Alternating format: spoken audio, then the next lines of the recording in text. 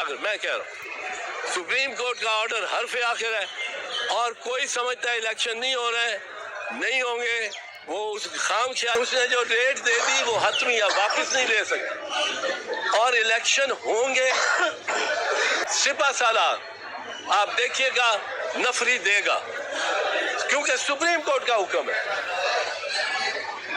ये राना सनाउल्लाह और interior ministry ये रेंजर्स देगी, जहां चीफ इलेक्शन कमिश्नर ने कहा वहां रेंजर्स चाहिए। ये इसहाक डार ये रकम देगा।